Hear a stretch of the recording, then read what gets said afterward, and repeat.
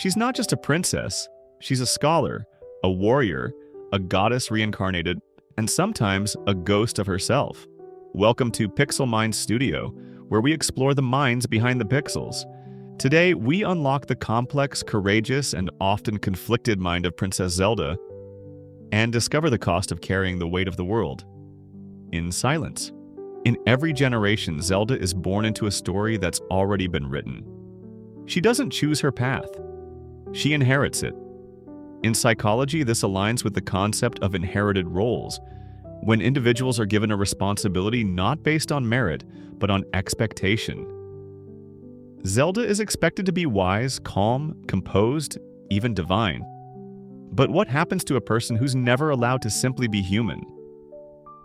In Breath of the Wild, we see her wrestle with this. She studies tirelessly. She prays, hoping to unlock her sacred power. And yet she fails over and over again. She's not incompetent. She's emotionally overwhelmed by the pressure to be perfect. Zelda's journey is defined by inner conflict between her intellect and her intuition, her duty and her desire. While Link is given courage and Ganon is granted raw power, Zelda receives wisdom, a trait rooted in observation, restraint, and patience. But wisdom isn't the absence of struggle, so it's often born from it. In Skyward Sword, we see Zelda willing to sacrifice her personal identity to fulfill her divine role as Hylia. In Ocarina of Time, she disguises herself as Sheik, hiding her femininity, emotions, and identity to survive. This isn't deception, it's coping. Psychologically, this reflects a high-functioning dissociation, compartmentalizing emotion in order to preserve function. It's strength, but it comes at a price. Every Zelda is bound to every Ganon, a symbolic tether of light versus shadow. Bowser is chaos, but Ganon is malice. He doesn't just want power, he wants control over fate itself. And Zelda? She resists him not by overpowering him, but by outlasting him. In Breath of the Wild, Zelda holds Ganon at bay for 100 years, alone, in pain, while the world falls around her. That's not fantasy, that's psychological endurance. The capacity to sustain purpose under pressure, known in psychology as radical resilience. She's not weak, she's the reason there's still something left to save. Zelda speaks less than you'd expect, but her presence says everything.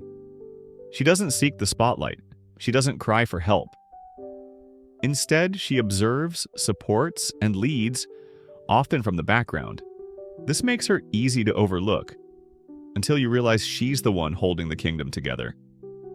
In modern psychology, Zelda would be an example of a quiet leader, someone who influences through reflection and purpose rather than dominance. She doesn't shout. She doesn't have to. Her decisions carry emotional weight. Her pauses create space for others to rise. And in that way, Zelda becomes not just a royal figure, but a mirror for us. A reminder that true strength doesn't always look loud. Sometimes it looks like stillness, under pressure. She's not just the girl at the end of the story. Zelda is the mind behind the plan, the sacrifice no one sees, the steady, burning hope in the face of endless darkness. She's a symbol of wisdom, not as knowledge, but as emotional mastery. And in the age of boldness, chaos, and noise, she teaches us that poise is power. So the next time you walk through Hyrule, remember, it's not just the blade that saves it, it's the mind behind the magic. Thanks for joining us inside the mind of Princess Zelda. If this video gave you new insight, subscribe to Pixel Mind Studio and share it with someone who loves quiet power. And tell us, what's Zelda taught you about strength? Until next time, keep looking deeper than the pixels.